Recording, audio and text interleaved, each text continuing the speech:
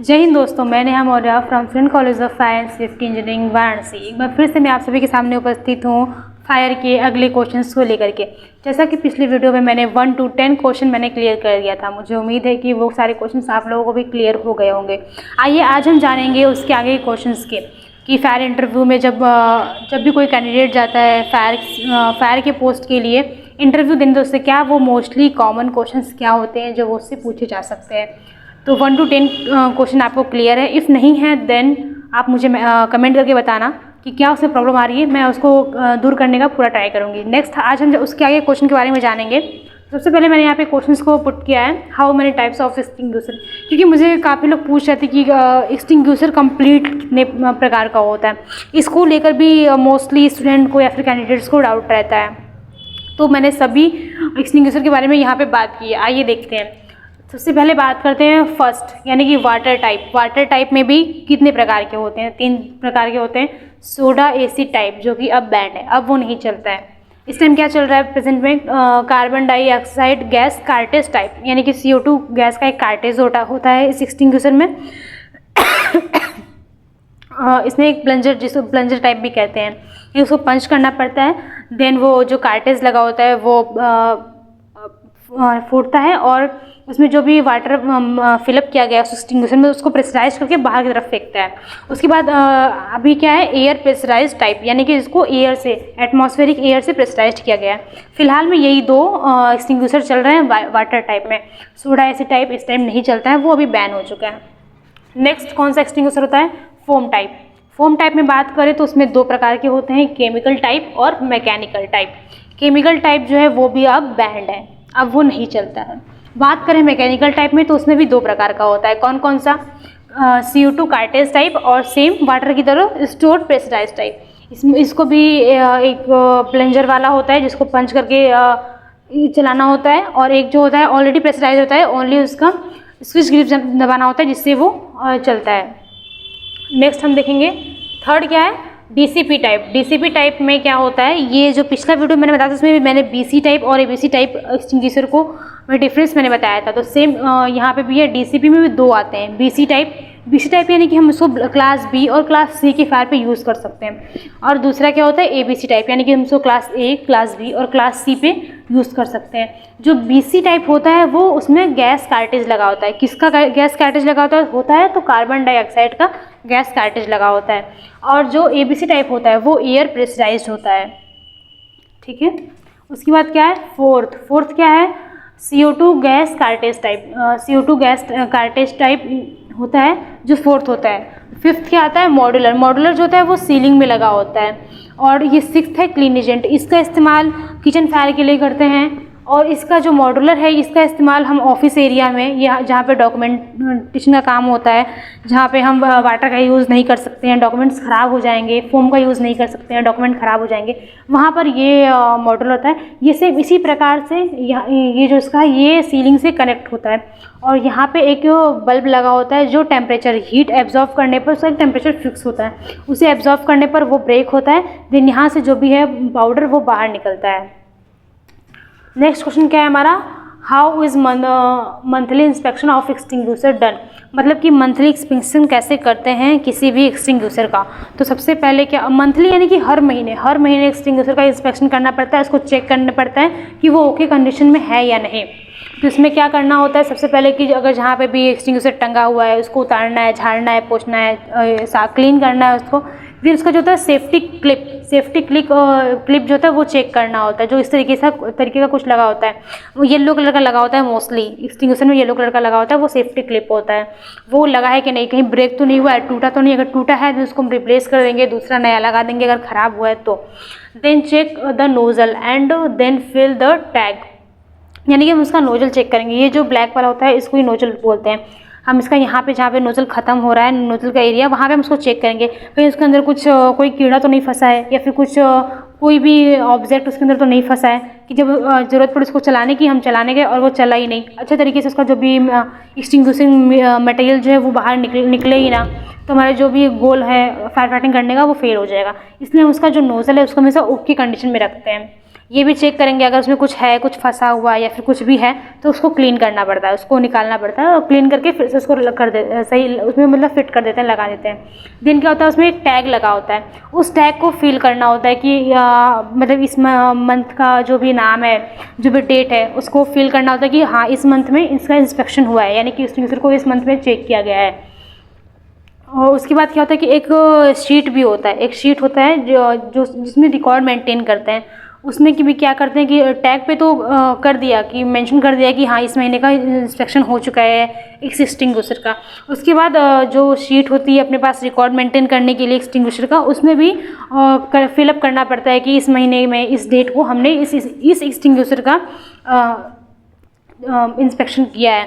क्योंकि बहुत जहाँ पे कंपनियाँ होती हैं, बड़ी बड़ी फैक्ट्रियाँ होती हैं, वहाँ पर 2 4 10 एक्सटिंग्विशर नहीं होते हैं, वहाँ पर बहुत सारे मल्टीपल, कहीं कहीं तो 100 में या फिर 1000 में भी एक्सटिंग्विशर लगे होते हैं। तो हमने एक ही मतलब एक दिन में सारे एक्सटिंग्विशर का इंस्पेक्शन तो किया नहीं जा सकता, इसलिए सभी एक्सटिंग्विशर पे टैग लगा होता है, उनका अपना एरिया, जोन, नंबर लिखा होता है कि भाई इस एरिया का इस नंबर का ये एक्सटिंग्विशर है। तो इस तरीके से रिकॉर्ड को मेंटेन किया जाता है कि हाँ इस एरिया में, इस लोकेशन पे इस नंबर के एक्सटिंग्विशर को इंस्पेक्शन कर दिया गया है, बाकी है। तो इस तरीके से मेंटेन करते हैं जो भी रिकॉर्ड है। तो ये जो शीट होती है उसमें सब कुछ मेंशन होता है, उस एक्सटिंग्विशर का नंबर, उसका लोकेशन, उसका एरिया, सब कुछ। उसके बाद क्या है, what is full form of AFFF। ये फॉर्म है जिसका फुल फॉर्म होता है एक्वास फिल्म फॉर्मिंग फोम। ये मैकेनिकल फोम में होता है जिसका इस्तेमाल इस टाइम चल रहा है। केमिकल, जैसा कि मैंने बताया केमिकल बैंड है, मैकेनिकल का यूज़ करते हैं, तो मैकेनिकल फोम में यही होता है एक्वास फिल्म फॉर्मिंग फोम। यहाँ पर आप देख रहे हैं, यहाँ पर इससे यूज़ किया जा रहा है किसी फायर को, ये फोम का जो है वो प्रेशर निकल रहा है, फोम निकल रहा है, इसे ही कहते हैं जो बिल्कुल झाग बनाता है, जो बिल्कुल वाइट कलर का होता है, वही होता है एक्वास फिल्म फॉर्मिंग फोम। अगर आपसे पूछे कि हाँ मैकेनिकल फोम है, उसमें कौन सा फोम है, जो उसका नाम क्या है, तो आप नाम है यही एक्वास फिल्म फॉर्मिंग, आप यही बताएंगे। नेक्स्ट क्वेश्चन हम देखते हैं, व्हाट इज़ पास मेथड। ये बहुत ही इंपॉर्टेंट है। अगर आप जब भी जाते हो कोई भी इंटरव्यू देने, वो फायर का हो या फिर सेफ्टी का हो, पास मेथड आपसे पूछा जाए, इसकी बिल्कुल गारंटी मैं दे सकती हूँ, क्योंकि पास मेथड बहुत इंपॉर्टेंट है। आप सेफ्टी के फील्ड में देने जा रहे हो इंटरव्यू या फिर फायर के फील्ड में देने जा रहे हो, आपको एक्सटिंग्विशर को ऑपरेट करना आना चाहिए, बिल्कुल आना चाहिए। क्योंकि जब भी फायर होगा तो वो ये नहीं दिखेगा कि भाई यहाँ पे कौन सा बंदा है, फायर का है तो वही एक्सटिंग्विश करे, ऐसा नहीं। आप सेफ्टी वाले हो तो आपको भी आना चाहिए कि कैसे हमें एक्सटिंग्विशर को यूज़ करना है, कैसे हमें फायर फाइटिंग करना है। तो उसके लिए आपको एक्सटिंग्विशर को चलाना आना चाहिए। उसके भी तरीके होते हैं, ये नहीं कि हमने उठाया और ऐसे ही चला दिया। वो बिल्कुल, अगर वो ऐसे तो ठीक है, हम उसको फायर फाइटिंग के लिए यूज़ करते हैं, लेकिन वो खतरा भी बन सकता है अगर हमें उसे चलाना नहीं आता है, हमें उसके बारे में पता नहीं है। तो पास मेथड होता है इस एक्सटिंग्विशर को चलाने का। पास, सबसे पहले बात करेंगे पी की। पी मतलब होता है पुल सेफ्टी पिन। सेफ्टी पिन लगा होता है एक्सटिंग्विशर में, जब तक वो सेफ्टी पिन लगा है तब तक वो उसको कैसे भी रख दिया जाए वो ऑपरेट नहीं होगा। सबसे पहले एक्सटिंग्विशर को ऑपरेट करने के लिए जो है सेफ्टी पिन उसका जो है वो तोड़ना पड़ता है, वो येलो कलर का होता है। सेफ्टी पिन को तोड़ दिया, फिर क्या होता है, जो उसका नोजल है एक्सटिंग्विशर का, उससे पकड़ के क्या करेंगे, aim at the base of fire, जहाँ भी फायर का बेस है। लाइक फायर अगर यहाँ पे है और उसकी लपटें दूर दूर तक निकल रही हैं, तो ये नहीं कि उसकी लपटों पे फायर फाइटिंग करना है, बिल्कुल नहीं। जहाँ से बेस है, जहाँ से वो फायर इग्नाइट हो रहा है, जल रहा है, वहाँ पे हमें बिल्कुल उस नोजल से टारगेट करना है, वही हमारा एम है, हमें वहीं पे फायर फाइटिंग करना है बिल्कुल, तभी फायर जो है एक्सटिंग्विश होगा। तो हमें एम का जो हमारा एम है, उसमें हमें उसके बेस पे जो है, फायर के बेस पे बिल्कुल टारगेट करना है, उस नोजल से, यहाँ पे ये जो नोजल होता है उससे ही टारगेट करना होता है। देन क्या होता है, स्क्वीज द लीवर, ये है लीवर, इसको हमें प्रेस करना होता है इस प्रकार से। देन जो भी एक्सटिंग्विशिंग मटेरियल है वो बाहर निकलेगा इस नोजल के थ्रू। उसके बाद क्या होता है कि स्वाइप साइड टू साइड, हमने प्रेस किया, वो मटेरियल निकल रहा है। उसके बाद जो जहाँ पे हमने टारगेट किया है बेस पे, उसको हमें बिल्कुल एकदम झाड़ू की तरह, जैसे झाड़ू लगाते हैं वैसे हमें ऐसे ऐसे करना है, जिससे कि एकदम वो जो भी उसका बेस है बिल्कुल पूरी तरीके से उस बेस को कवर कर ले, और हमारा जो फायर फाइटिंग का एम है वो बिल्कुल सक्सेसफुल हो और हमारा फायर एक्सटिंग्विश हो जाए। इस तरीके से हम फायर एक्सटिंग्विशर को ऑपरेट करते हैं। बिल्कुल यही तरीका होता है फायर एक्सटिंग्विशर को ऑपरेट करने का। अगर हम ये तरीका फॉलो ना करके कोई और तरीके से चलाते हैं, नहीं पता, उसके बारे में नॉलेज नहीं है, देन वो खतरा का कारण बन सकता है। इसमें इतना प्रेशर हो सकता है कि जब ये फटेगा तो सामने वाला जो भी है वो बचेगा नहीं। ऐसा होता है, बॉडी पार्ट उसका कौन सा पार्ट कहाँ जाएगा ये बिल्कुल नहीं पता होता है। तो ये तरीका है फायर एक्सटिंग्विशर को इस्तेमाल करने का। तो ये भी इंटरव्यू में पूछा जाने वाला बहुत ही इंपॉर्टेंट क्वेश्चन है। इसको आप लोग ध्यान से देख लीजिए, आप लोग फिर से इसको समझ लीजिएगा क्योंकि ये बहुत ही इंपॉर्टेंट क्वेश्चन है। उसके बाद बात करेंगे how many types of fire hydrant, यानी कि फायर हाइड्रेंट कितने प्रकार के होते हैं। सबसे पहले बात करेंगे इंटरनल हाइड्रेंट, जिसको राइजर के नाम से भी जानते हैं। इंटरनल हाइड्रेंट क्या होता है, उसका जो पाइप होता है वो वर्टिकल होता है, इस तरीके से होता है, और इसमें ये होज कैबिनेट के अंदर होता है, इसमें होज रील भी लगा होता है इस तरीके से। ये जो देख रहे हैं आप, ये होज रील है और ये होज बॉक्स है, इसमें जो है होज रखा हुआ है और इसके साथ एक शॉर्ट ब्रांच भी रखा होता है। और इसका जो इंटरनल हाइड्रेंट का जो लाइन है वो बिल्कुल ही वर्टिकल है। ये वर्टिकल क्या होता है, और हर एक फ्लोर पे इसका एक आउटलेट निकला होता है। जैसे यहाँ पे एक आउटलेट निकला हुआ है, ऐसे ही हर फ्लोर पे इसका एक आउटलेट निकलता जाएगा। इस तरीके से होता है जो है इंटरनल हाइड्रेंट। यहाँ पे आप देख रहे हैं होज कैबिनेट है, होज कैबिनेट के अंदर ही ये पैक रहता है, जिसमें कि वर्टिकल हाइड्रेंट यानी कि इंटरनल हाइड्रेंट भी रहता है, साथ में होज रील भी रहता है और होज बॉक्स भी रहता है, और शॉर्ट ब्रांच भी उसमें होज बॉक्स के अंदर ही रखा गया होता है।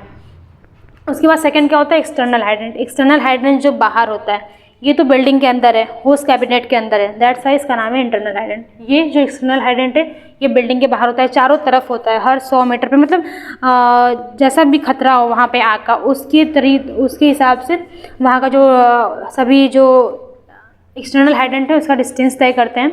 और वहाँ पे इस तरीके से बिल्डिंग के चारों तरफ जहाँ भी खतरा होने वाला उसके चारों तरफ इस तरीके से उसको इंस्टॉल किया गया होता है। यहाँ पे आप देख रहे हैं, यहाँ पे 2 होज रखे हुए हैं और दोनों में शॉर्ट ब्रांच होगा, और उसका जो लाइन होता है वो हॉरिजॉन्टल होता है इस तरीके से। उसके बाद नेक्स्ट क्वेश्चन जानेंगे, what is the difference between internal and external hydrant. जैसा कि मैंने बताया कि जो इंटरनल हाइड्रेंट होता है, इंटरनल हाइड्रेंट जो होता है वो बिल्डिंग के अंदर होता है, होज कैबिनेट के अंदर होता है, और उसमें एक होज बॉक्स भी होता है, उसके अंदर एक शॉर्ट ब्रांच भी रखा गया होता है, और उसका हर फ्लोर पे एक आउटलेट निकला होता है। और जो उसका जो वर्टिकल लाइन है वो मतलब बेस से लेकर टॉप तक रहता है।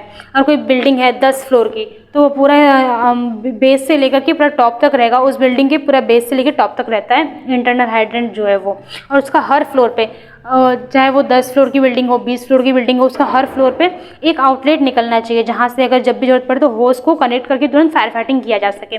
और हर फ्लोर पे एक होज रील भी रहेगा उस होज कैबिनेट के अंदर, उसी इंटरनल हाइड्रेंट के पास में। इस तरीके से होता है इंटरनल हाइड्रेंट। अब बात करते हैं एक्सटर्नल हाइड्रेंट की। तो एक्सटर्नल हाइड्रेंट जो होता है वो बिल्डिंग के चारों तरफ इंस्टॉल किया गया होता है। वो जो होता है वो पिलर पोस्ट होता है और उसको वाटर लाइन से कनेक्ट किया गया होता है। और इसका जो आउटलेट होता है उसको लैंडिंग वॉल्व के नाम से जानते हैं। इसका जो आउटलेट निकला होता है उसको लैंडिंग वॉल्व के नाम से जानते हैं, उसको लैंडिंग वॉल्व कहते हैं। और इसमें जो है तो होता है इंस्टैंटेनियस टाइप फीमेल कपलिंग लगा होता है, जिससे कि होज को हम कनेक्ट करते हैं। होज में क्या होता है कि मेल कपलिंग से हम उस हाइड्रेंट का जो आउटलेट निकला होता है उसको इंस्टैंटेनियस फीमेल कपलिंग कहते हैं। और होज का जो मेल कपलिंग होता है उससे ही हम उससे कनेक्ट करते हैं। और जो होज का जो दूसरा सिरा होगा वो फीमेल कपलिंग होगा, वहाँ पे हम शॉर्ट ब्रांच को कनेक्ट करते हैं और देन हम फायर फाइटिंग करते हैं।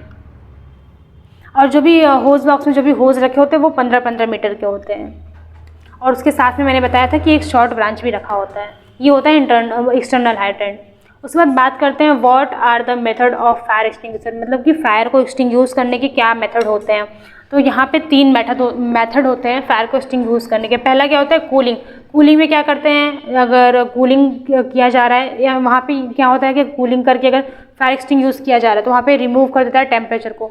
टेम्परेचर खत्म हो गया, मतलब जो तापमान है उसका गर्म तापमान है वो खत्म, तो वो ठंडा हो गया है, तो मतलब अब आग नहीं जलेगा। स्टारवेशन मतलब रिमूव द फ्यूल। अगर किसी भी सॉलिड मटेरियल में आग लगा है तो उसका जो है हम जो भी सॉलिड मटेरियल है जो जल रहा है हम उसको ही रिमूव करते हैं वहाँ से। देन अगर हीट है, टेम्परेचर है, उससे कुछ फ़र्क नहीं पड़ेगा, हमने अगर फ्यूल को हटा दिया देन फायर एक्सटिंग्विश हो जाएगा। नेक्स्ट क्या है स्मोथरिंग, रिमूव ऑक्सीजन। किसी भी आग को जलने के लिए ऑक्सीजन की ज़रूरत पड़ती है, हवा की ज़रूरत पड़ती है। हवा का सोर्स बंद कर दें, ऑक्सीजन को रिमूव कर दें, देन वहाँ पे भी आग एक्सटिंग्विश हो जाएगा।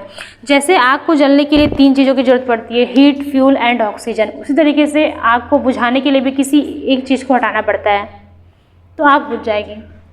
कूलिंग, स्टारवेशन, स्मूथनिंग, यही 3 मेथड होते हैं फायर को एक्सटिंग्विश करने के। नेक्स्ट क्वेश्चन देखेंगे हम, what is fire extinguisher? Fire extinguisher क्या होता है? Fire extinguisher is a portable fire fighting equipment which throw extinguishing media on to the fire with pressure.